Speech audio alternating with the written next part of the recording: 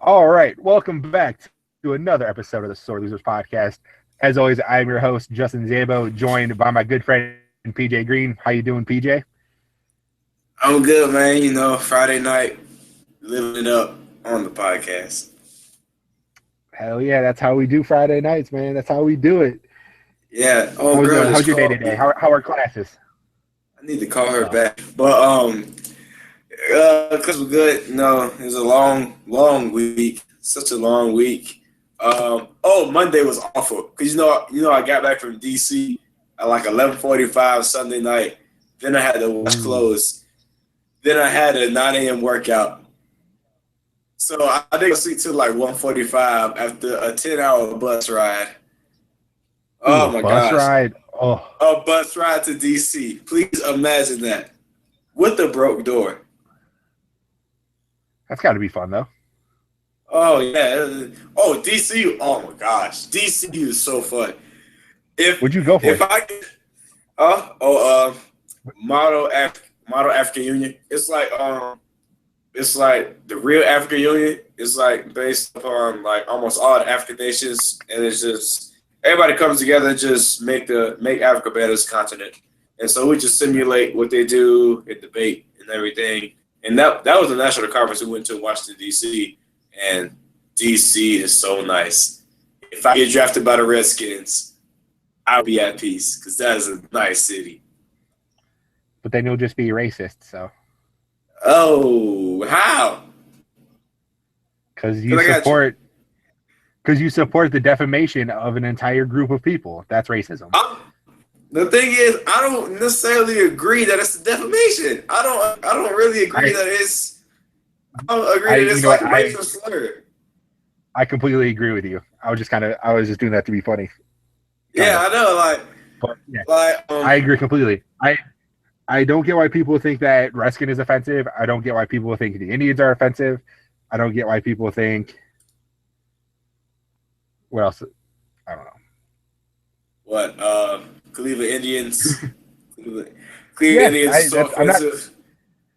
You see that right there? Like, yes, that's Cleveland. I saw the Browns, so I was like, Cleveland. Yeah, Cleveland Indians. that It's like that's more offensive than the Chief Wahoo. the Browns. Yeah, the tomahawk is so offensive. So the Florida State's offensive. we The Chiefs are we don't do that. offensive.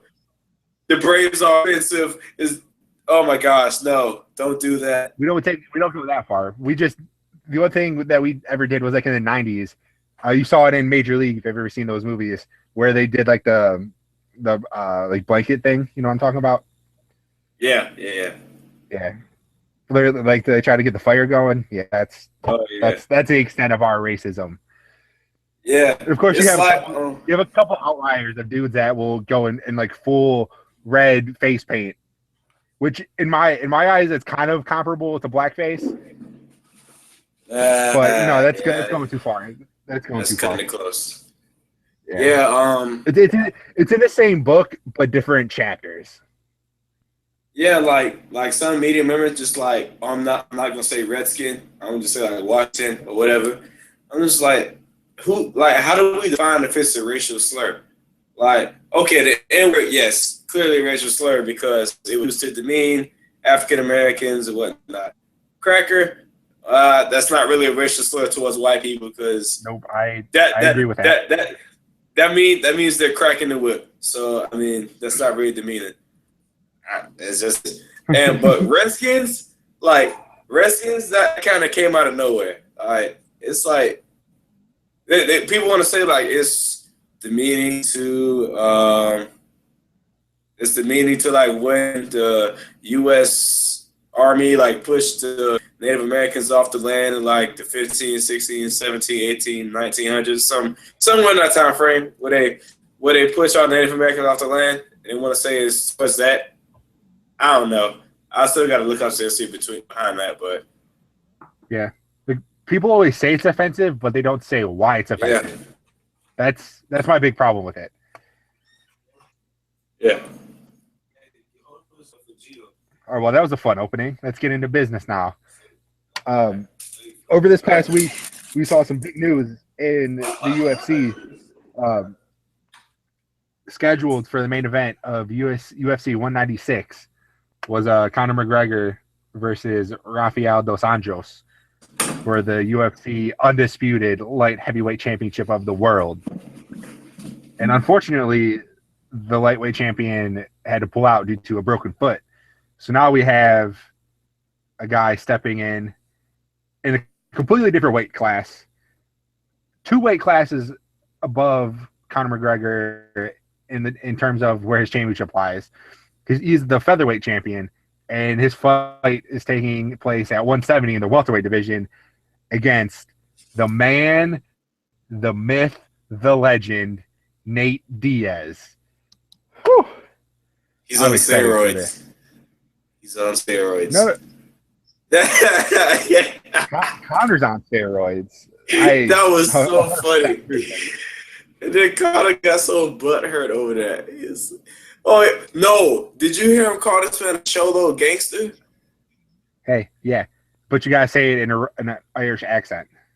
He's like, you're a cholo gangster. You he's like you have animal balloons in one hand and you hold hands with the elderly in the other hand. I was like, what? I saw it and I was like, that's supposed to be a diss? Like, so you're saying the dude's good in his community? Oh my God. He's like, I was like, yeah, he can't be hardcore and help out the elderly. Dang. Right? So you're a cholo gangster. Everybody in the background's like, oh. I'm like, bruh. When he said cholo, automatically. When he said that, I automatically thought of like next Friday with the dudes next door. Have you seen Next Friday? Which one is Ice Cube? What? The second one, Ice Cube. Yeah, I know. I've seen all of them. I've seen all of them. I just don't remember which one's which. Like which one the title is. That's the one with the Next Friday is the one with the Mexicans. Okay, I love that one. That one's. I think that one might be my favorite. That's our favorite one. He's like, what's the dog name? Dang. I haven't seen that in so long. Brain fart. Oh my goodness. I see the dog in my head. I see the dog, can't put a name on it. Yeah, it's coming to me.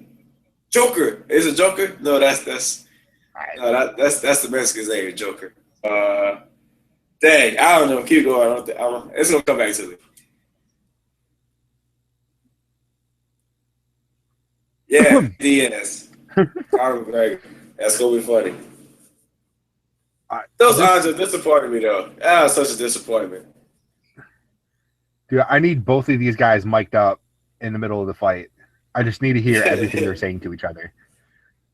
Two of the best. I'll just go ahead and say it. The two of the best shit talkers in UFC today. It's gonna be so great. I would pay a lot of money just to be a fly in there, just kind of buzzing around all their heads and just listening to them talk to each other. Baby, we did it. Baby, we did it. Conor McGregor called it up. Break out the red panties.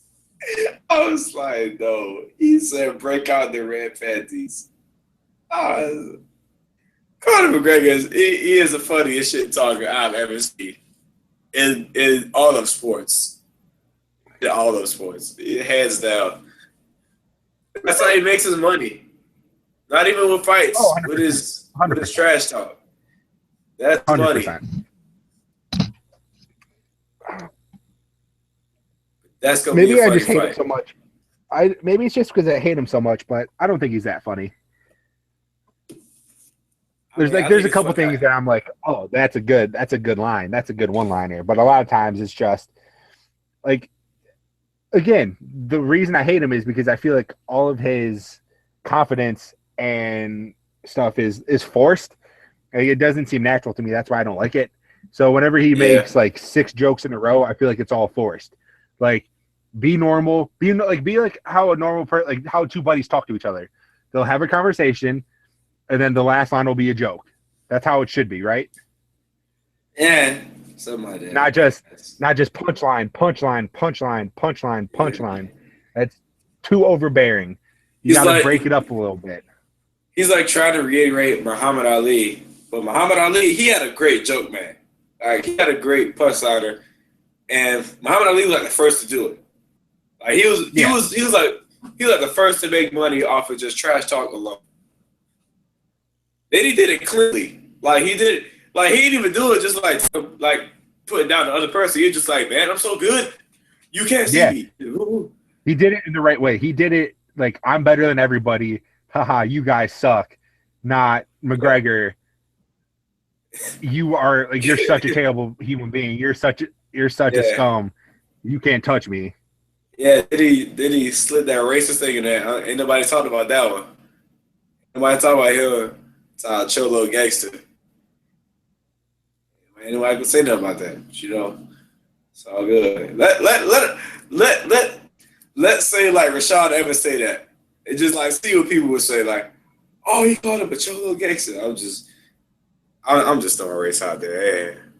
Yeah, you're I'm race baiting. No one cares about race. No one cares about race in the UFC. Yeah, not in the UFC. Everybody's a fighter. Everyone just you just whoop ass. Like no one cares what color you are. You could be yellow, brown, white, purple, green. No one cares. As long as you whoop ass, people will like you. There's nothing to do with race.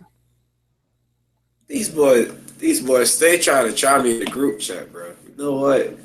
That's cool, man. That's cool. I saw that. That was kind of a weak joke by Eric. Yeah, Eric. Okay, yeah, we gonna get him on here someday. SCF, we in this. For sure. We in like for sure. The MMA department put together a good breakdown of UFC. What UFC live on Fight Pass tomorrow. I don't know if it's a fight night or anything. Is it a fight night? I think it's just Fight Pass because that's what I saw in the poster. Because I think it's like at least like exclusive Fight Pass, whatever. Yeah, tomorrow's UFC card is exclusive only on Fight Pass. The main event is Michael Bisping versus Anderson Silva live in London. That'll be a fun thing to watch. But the MMA department over at sportstalkfeed.com put together a nice little breakdown and predictions of that card. So go ahead and check that out at sporttalkfeed.com. PJ and I both are members of that department, so we've made our picks. Go see how we did and what you guys think. Let us know on Twitter. Retweet, share. You can tweet me at BMZabo, SZABO. I had to change it up from JMZabo to fit my new alter ego. Oh my gosh. No, I have to change it because I'm still trying to figure out how to. I need to change mine because it's some people can't handle it. I need to change mine. At Vaughn G116. Yes, sir. VONG. Yeah, you have to go on the computer to do it, or go on like the actual like Safari website to do it. You can't do it on mobile. I tried to do it last night. I couldn't figure out how. That's poo-poo. That's such poo-poo. It's like settings, and you just gotta scroll, and you'll see it. You just gotta scroll. It's deep down there. You just gotta scroll. Scroll. All right, no. All right, no. Yeah, I took that too far. Yeah, all right, let's move on. You're not cool enough for that yet. Not yet. All right, let's move on. On Monday Night Raw, we had one of the best returns in a long time. Gotta admit, it was my boy Shane McMahon came back to take over the WWE / Monday Night Raw. I was super excited for this. I too was traveling back to school while this was happening. One of my best friends tweeted me to see what time it started, and I FaceTimed him while the opening was going on so I could watch it while I was doing my travels because I couldn't watch it on the internet at the time. And I just about lost my mind. I could. I tried. It took all my strength not to yell, so I let out a little screech. I was like, ah! Wow. You Wow. like that? Okay. You like that? No. Ah! It's I, Shane I, O'Mac! Ah! I was expecting like, yeah, just like a little feminine little skill that you would do, like, something like that. That's messed up. I mean, that's you, Zabo. That's you. Touche. But the big news is Shane O'Mac will be facing The Undertaker at WrestleMania in a Hell in a Cell The old for goat control of match. Monday Night Raw. That's what I call these You type use of that. matches. You Old use that goats. way too much. You use that way too much. Why? How do You I used use it three old goat times. too much? Three times in 2 weeks. That's too much. Get a new reference. Get a new joke. What? Oh, please tell me. This week? This week I'm using three Three times? times. 3 times in 2 weeks. Last week for Gracie, Ken Shamrock. This week Right. for Silva Bisbing, who That's the old goat. are 40 and 36 respectively. That's not old. Old goats. Old goats. Yeah. That is what? You're crazy. Yeah. I might have to edit that. Yeah, I might have to edit The that. thing is, you can't start with the oldest people and then keep taking younger groups and calling them the old goats. That's not how it works. You can't do that. If you they're start, the old goats if of you the started- USC? no, there's older people in the UFC. How old are the oldest people in the UFC? Probably up to 42 to 40. So they're the old goats of the UFC. But Bisbing's 36 and Silva's on the lower end of the oldest people in the UFC. That's not the old goats, bro. Yeah. It's not how it works. No, just for you. I'll just take it out. Is that okay? I mean, no, you could keep it. Just stop using it because you've used it too much. All right. If I see some more old goats, I'm gonna point them out. Just letting you know.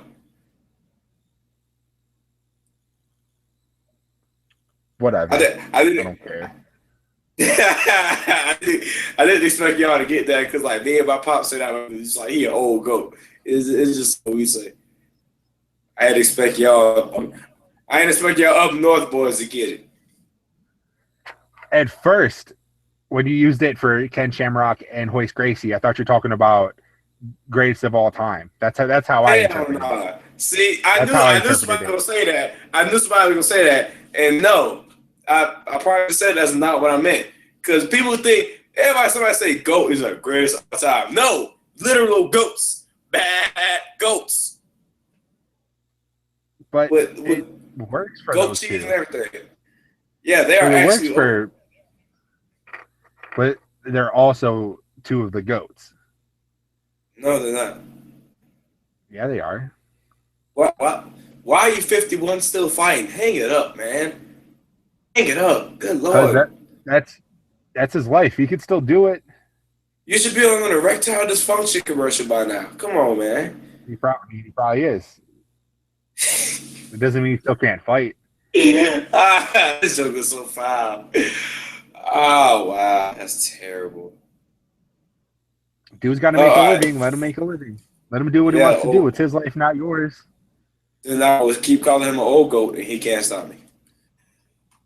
Is there anything else UFC related or WWE related? Dude, we're already in the WWE, and you're talking about the UFC. Come on, dude. No, you're with the program. You're slacking. What else talking about WWE? What are we talking about?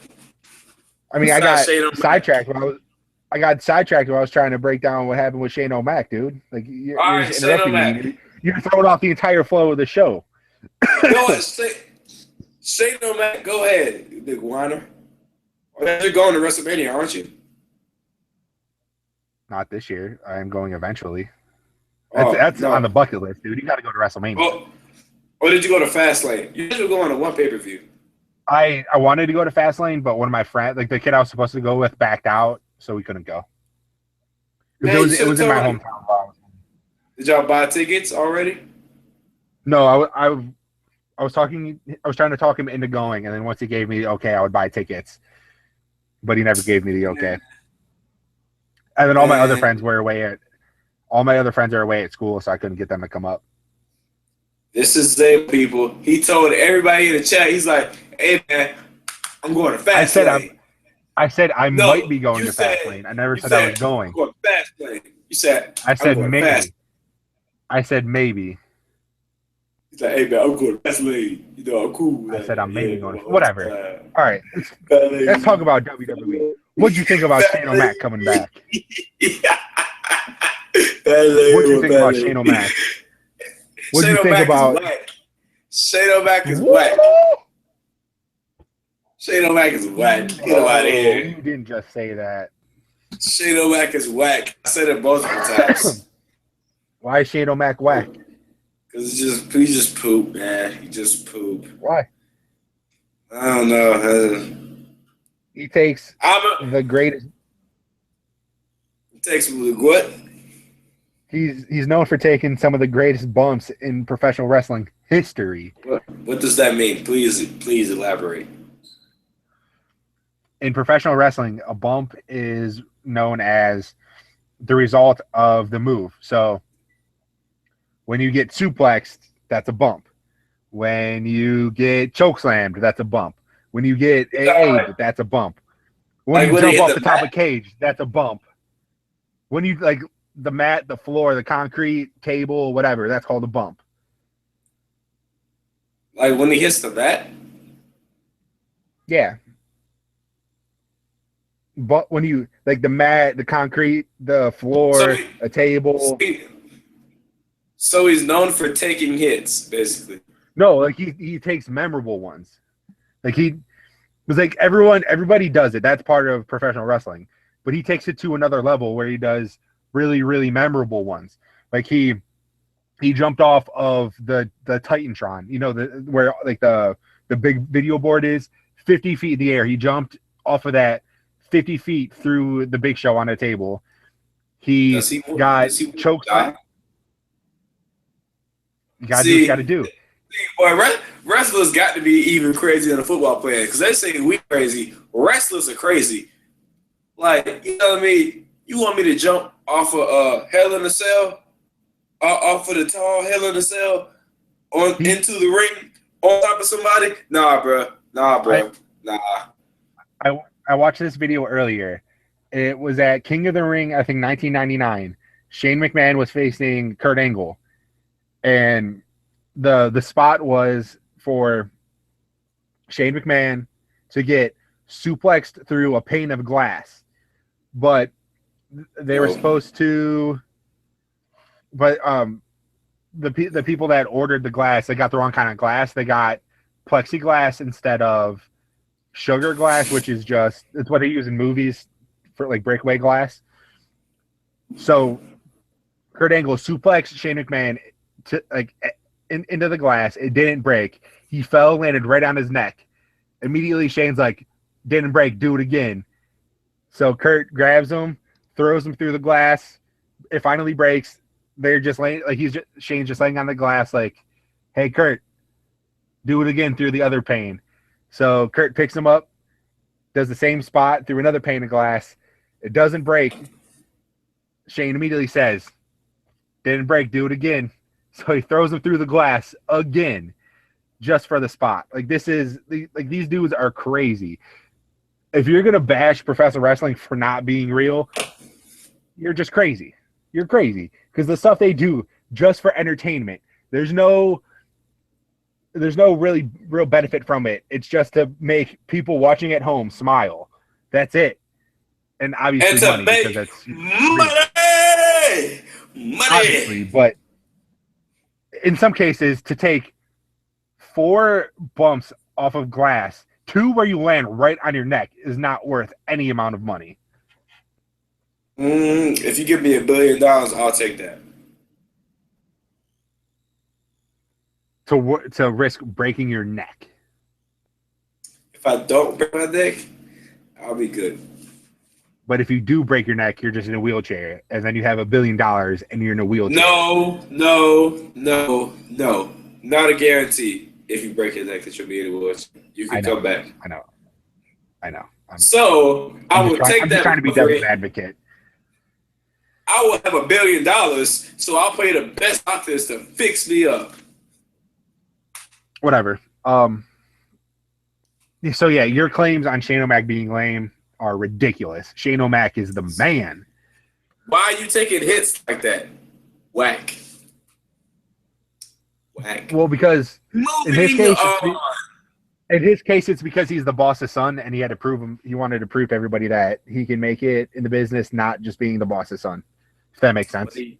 But he can. But he can. He did. That's how he did it. He wanted to prove to everybody that like all of his spots on the card weren't because he's the boss's son, it's because he is a badass and can actually do stuff. So He ain't proving nothing to me. Because you're a hater. Hey man, I don't hate. I appreciate. No, obviously, you're not appreciating the greatness that is Shane O'Mac. You have my WWE network. Go watch those. Go watch his matches, and then come back to me and say you don't respect Shane O'Mac. I'm gonna watch him get beat. I didn't say I didn't respect him. I just said he whack. Why is he whack? Just because. Because you're a hater. No, but all right. All right, dude. That's time to talk about the combine. It's your time to shine. I'm not. You know what?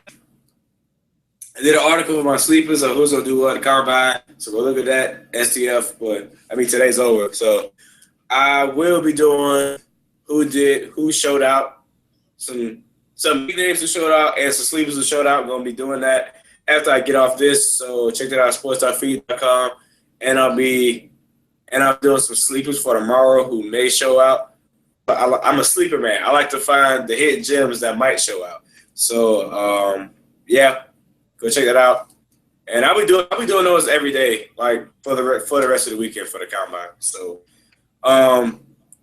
but dude, Derrick Henry, WTF? Suck. I think he's gonna be terrible in the NFL. What the heck? I don't think he's gonna be terrible, but he's not gonna be great. I mean, he's just a great athlete. That's one thing. Dude is a fantastic athlete. He has to go to a team that has a good offensive line. He's not a guy that can't make something out of nothing. Either he has a hole the size, like a hole that you could drive an 18-wheeler through, or you get no yards. It's either he's going to get 10 or he's going to run into his guard's back and get nothing. There's no middle ground for him. It's either hit or miss. Yeah, yeah. I mean, he's 6'2", 247. So it's not like he's gonna be juking dudes out his draws. Right, but I'm not saying he's gonna be a scat back like Deshaun McCoy, but his vision is terrible. Really? Like Trent Richardson? His vision. Yeah, How is his vision terrible? He played behind a great offensive line. I don't think his vision was that bad. If you go back and watch the last few games of the season, really the only time I in-depthly watched Alabama, unless there was a hole the size that you can drive a truck through, he ran into his guard's back. There's no like, hey, I'm going to try to like sneak through here and get 3. It's guard's back down. Well, NFL Network was comparing his numbers to Von Miller for some reason, just because like they both ran like a 4.52, and like their broad jump was both like a 10.10. They're both like 6'3", 247. So I was like, position change. Oh, maybe you should go play linebacker. No, that thing like in high school he wasn't recruited as a running back. He was an athlete. So like he could play DN. Could have played linebacker. Could have played running back. At this stage, it's kind of hard to get drafted as an athlete. Yeah. It's easier to get recruited in high school as an athlete, not in the NFL as an athlete. Yeah. So. But man, we rarely see guys switch positions. Imagine my middle linebacker. Good Lord. Struggle with a bit of. He has no vision. So he has no vision. Ooh, yeah. He'll get blocked by everybody. Oh, that's fine. Oh man, he's terrible. Oh yeah, and the change of direction is going to hurt him at like any position really, just because he doesn't have great agility at all. Yeah. Like his cone was, that's like the number one thing you need as a linebacker. Yeah, like his 3 cone was like a 7.2, which is not good for a running back. It was like second lowest or something like that. Not good. But yeah, no, not good at all. Zeke Elliott, he proved why he's not a running back. Basically, he really has nothing else to do. He doesn't have to have a pro day or anything. Like he's number one running back. He's gonna be top 15 in the draft most likely, unless he drops just because of the value of running back nowadays. Like that's really the only reason he'll drop is because maybe off field concerns and like. The deep value of a running back. That's what I'm saying. Unless something comes out, that's pretty much what I'm saying. But yeah, he keeps it. He's had a relatively clean slate here. Yeah, until he like caught up to coaches, you know. Even though he's right, not really supposed to. He was right that there's a time and a place for that. I understand his frustrations, but like, you can't do that at that point. Like I understand both sides. How about Jalen Smith? Did you see that today? Yeah, that's a tantalizing thing right there. He recently got his he had obviously knee surgery after the Ohio State Notre Dame bowl game. He got his brace off earlier this week, and a scout noticed he had an ankle foot orthotic, which is a pretty clear sign of nerve damage in his knee. This scout said that injury could potentially move him from a first-round pick, maybe even a top 5 pick, to a third-round pick. So he would have definitely been, if he was completely healthy, he definitely would have been like top 10 pick. Miles Jack had the luxury, not really luxury, but he got hurt in October. So he had the rest of the season to rehab, and now it's almost March. So now he's pretty much able to work out. He's doing cut down on things, so he's fine. Jalen Smith got hurt in the bowl game, so that really hurts him. They said Jalen Smith was walking around. Yeah. Against y'all. Y'all did it to him. Sorry, Buckeyes. No one specifically did it. Fate did it to him. Get out of here.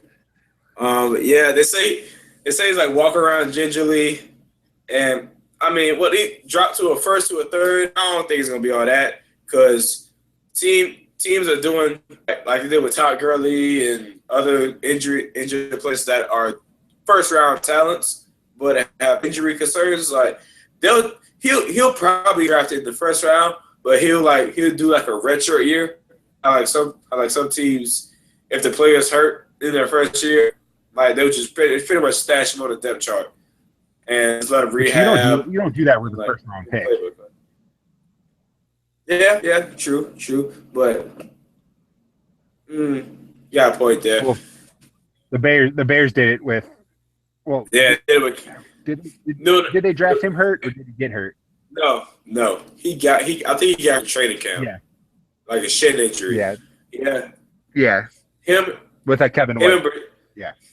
Kevin White and Brashad Perriman, they both got hurt in training camp. So yeah, they pretty much forced to take their redshirt year. Todd Gurley, he got injured in like early November, so he was pretty much on the recovery side. He was pretty much like on a recovery high side when he got drafted, and he came out in October. So Jalen Smith, like they really haven't said what he actually injured though. Like what was it, ACL and an LCL or something like that? Um, I don't. Yeah, I don't know, but obviously the AFO It's determines that he had nerve damage, which is bad, bad, bad, bad.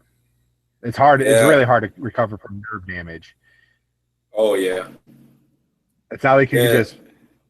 I mean, you can. I mean, you can just rehab, but it's not always a sound way. It's not always 100% success rate to do it like that. So I mean, I can understand why that would keep him out of the first round, but I can also see teams taking the risk on him because Yeah. medical technology is so advanced these days. I always hate for him to like end up like Marcus Lattimore and just like Oh, stay yeah. hurting and can never play because I really wanted Lattimore to play, but he was just like, man, my knee never stop hurting. So I was just like that He had the awful. same injury twice. His leg turned into an L twice. No, it was no, it was a leg though. I don't think it was the same leg. Really? I I think feel the like it was the first year same was leg. I think the first year was like his right knee, and the second year like his left knee. I don't think it was the same leg. I think it was Huh. both knees. Eh. Yeah, because like the first injury when he got first injury he got blocked. He got hit in the knee against Vanderbilt. He was making a block. I don't even know why they hit him low. It was pretty much a dirty play.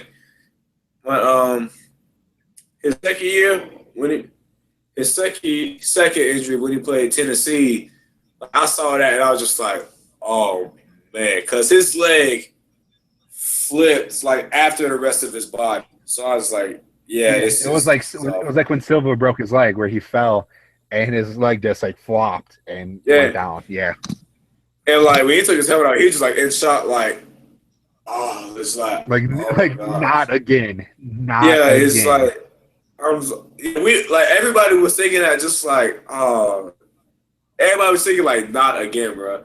Because like when he played Georgia his freshman year, it was like the second game of the season. That was his coming out party because we could not stop Marcus Lattimore. I was like, really? We let this dude He run was all really over good. us? That man, He oh was my gosh, scary he was good, great. scary good.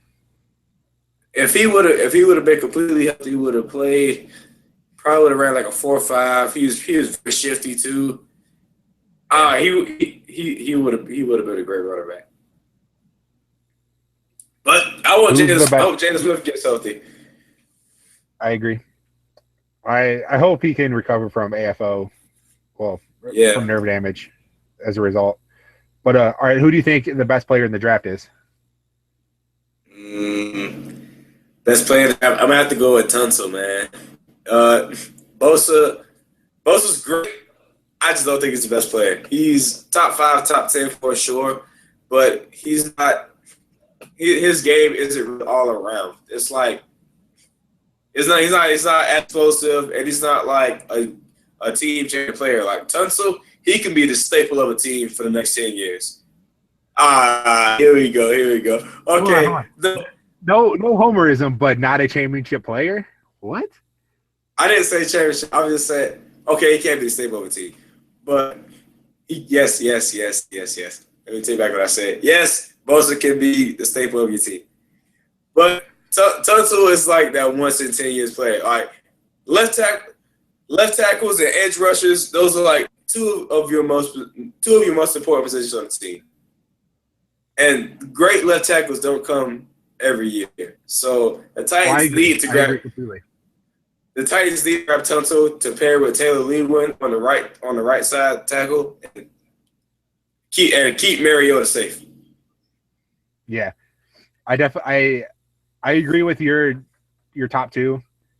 Um, I I I I'd I agree got with you that Tunsil's one and Bosa's two. I gotta keep my Homer hat off. Um, I didn't say Bosa's two, but I just said Tunsil's one. I don't think Bosa's two. I think Jalen Ramsey got to beat that one. I haven't seen Ramsey play. I don't know much about him, but yeah, Tunsil is really good. like you said, left tackles don't grow on trees. He's definitely the guy that can be the staple of an offensive line for a lot of years. So they should definitely take him.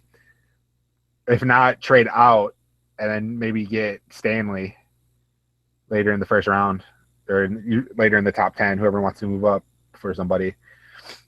I really want the Browns to get Bosa. He'll be great on the D line, great pass rush. He's good at in the run stopping game. But we're gonna get Carson Wentz / Jared Goff at 2. So this isn't about the Browns. It's about the drafters. So the draftees. So yeah.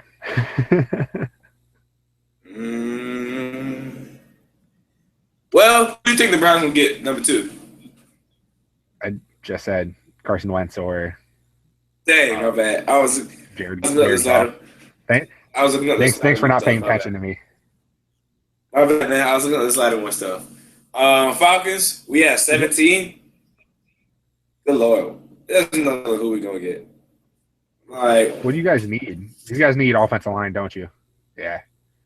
Offensive line and defense, right? Not O-line so much. I mean, we do need O-line, but it's not that pressing. We just need a center, really. O-line, we need a center. We can get that in later rounds. What's most pressing is another receiving threat to pair with Julio Jones and another edge rusher and another linebacker. That's really what we need. But the most pressing is a receiving threat to pair with Julio Jones, edge rusher, or linebacker. Those 3 things are at the top of the board. What do you think about moving up for Bosa? Nah. I will. I mean, I walked right into that one. we just paid off our debts for moving up for Julio in 2011. Like, we could move up, but I don't think it will be for Bosa. I have a personal vendetta for you on that one because I wanted the Browns to get Julio, but. Yeah. Oh, yeah. That was y'all fault. Y'all traded it away. Oh, yeah, we're complete idiots. Yeah, I was so dumb. That's well documented. Yes, that's very dumb. They said the Falcons looking at we're looking at wide receivers, in particular Will Fuller, and that would be a nice. That would be a nice one to go with Julio, but he's more of a slot. He's more of a slot receiver instead of like a number 2 option. Oh, that's perfect. You got an awesome guy on the edge who can move inside, and you got a perfect guy inside. It's amazing. That's a perfect combination. True. Him and Julio could go they could go inside or outside, and then hopefully Justin Harder develops so he can be moved inside or outside because he was a great receiver at East Carolina. But and they said the Falcons were talking to Will Fuller. They said they've also looked at Shaq Lawson from Clemson, the edge rusher, who I think wouldn't be too bad to go with Vic Beasley. But that dude's he's a big dude. That dude's a bull. Yeah, I just don't know if I don't know if his value is worth that number 17. Because who the top edge rushers? What, Bosa, Noah Spence? By 17, they'll probably be gone. So who'll be left after that? Which you got? Noah Spence might fall because he has some personal issues. He was at Ohio State and got kicked off because he did a bunch of drugs. Yes. Right. I don't know if that may help you. I don't know if it'll fall past 15 though. That's the thing. It's close. It's close. Oh, you also have to. You also have to look at who's ahead of you and who need pass rushing. But pass rushing is going to go at a premium now, since everybody watched the Broncos win with half of a quarterback and an amazing pass rush. They won with 2 pass rushers and the rest of that defense.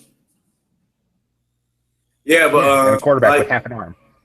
Yeah, I've seen Noah Spence mock to the Bucs at 10, or like the Giants at 9. So I don't know if he falls past the top 15 range. Dude, you can't really put much into mock drafts. But I'm saying that's, of course, I put him in mock drafts, but that's a pretty fair assumption of where he would go though.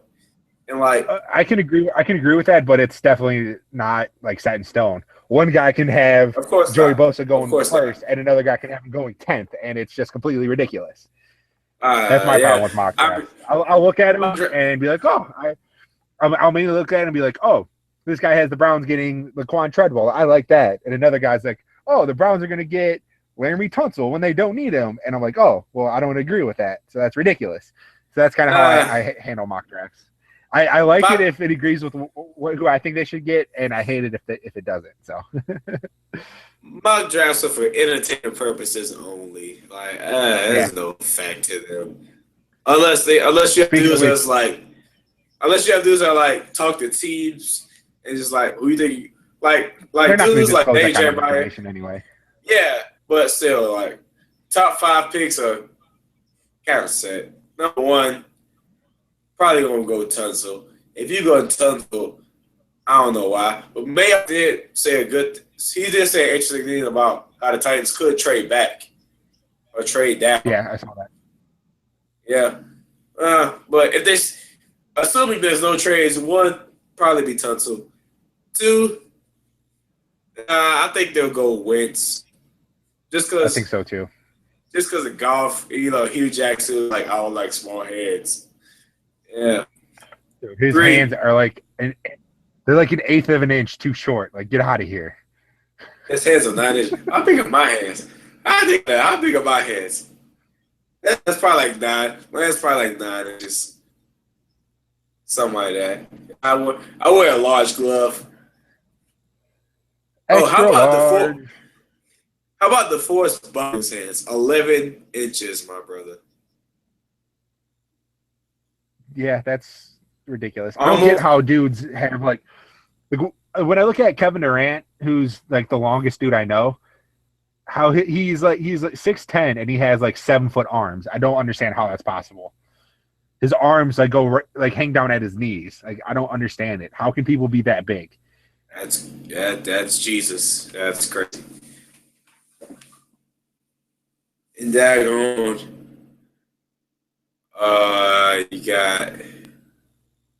you got Hakeem Nicks, who has like 4XL gloves, and his hands are like 10 and a quarter, something like that. That's so crazy. This man's hands are almost a whole feet long. That's ridiculous. Hey, you want to do a mock draft? After what we just said about mock drafts. I mean, that was the joke. Yeah, I'm about to say, I'll do like a mock draft like for the Falcons, but like for the first round, it's like I'm not that much of a draft expert. I'm still trying to climb up the levels of draft expert. But seriously, we should do one as the leaders of the NFL department. We should put together one. Like, I'll pick AFC, you pick NFC. Whether we do that in like an article or a podcast or both, but we should definitely do that. Have like a live draft. Yeah, that would be nice. But yes, if you didn't see, we didn't post that on STF account. But yes, me and Zabo are the co-leaders of the NFL department at STF. So moving up the ranks. Hopefully, I've been there for a while. Hopefully, I've been there since my boy. I've been there since very soon. Hopefully, I've been there since our boy Jeremy left. That's poop. Yeah, I was wondering. I was like, after Jeremy left, I was thinking to myself, Shay's not the NFL leader. So who's the leader of the NFL? I knew it was Rich, but yes, it's me, Richie. Well, it was me, Richie. This fat guy here. Now Richie and I are co-leaders of the page while Steve stepped down for a little bit. Yeah, what is Steve doing? I thought Steve was the head. He is. He wants to do some other stuff for a little bit, and then he'll rejoin us. Yeah, if y'all don't know, Steve Zavala is the owner, creator, founder of SportsTalkFeed.com. We have no idea what he looks like. because his account is the sportstalkfeed.com account. So he has no personal account. He's a bum. And this rich guy we're talking about, Richard Bowman, he's the leader of the NFL account. We don't know what he looks like either. We just know he's Asian. This is like some old. We just know it's Asian because some old Facebook pictures. Everybody else has a regular account except Rich and Steve, and I call Steve the big boss because we have no idea what he looks like. He's like Twitter for the Power Rangers. I used to have my real account, but now I've morphed into the Blue Meanie. Oh my gosh! All right, let's wrap this up. Any last words, PJ? Yeah, I said follow me. Look out for my combine stories coming every day at the combine. Be easy. Watch combine. Watch the Underwear Olympics. That's the best. Unless you don't want to watch grown men just prancing around in underwear. It's really people going just suffer through what we call draft season. Just suffer through people overanalyzing these numbers. Just suffer through all these articles until the actual draft, which is what, April 28th? I don't know the exact date, but that sounds right. I'm about to look it up on my calendar. Just think. April 28th, yes, I'm correct. Just think the draft is just 2 months before training camp starts. And then training camp is just 2 months before the season starts. So football will be back before you know it. Stay strong, everybody. I know you can do it. And if you can't wait, spring games are coming up too. Spring games are coming up. I'm mad at my spring game. Spring games don't mean much. But it's football. It's football. I'm going to miss my spring game. I'm so upset. Why? I'll be out of town for my brother's wedding. Oh, turn up, wedding. Oh, you a groomsman? No. What? He just has two best men. Yo, brother, whack. Ooh, he tried you. All right. Let's shut this down. Shut this down. Oh, you better. Any last words? Better hope she has some bridesmaids. But yeah. STF, what's up? It's the Backwards Hat show. Backwards Hat tonight. I don't know why I say what's coming this time. I gotta hide my gross hair. He's a pretty fat boy. We'll try to see y'all next week. Everybody have a good weekend. Good night.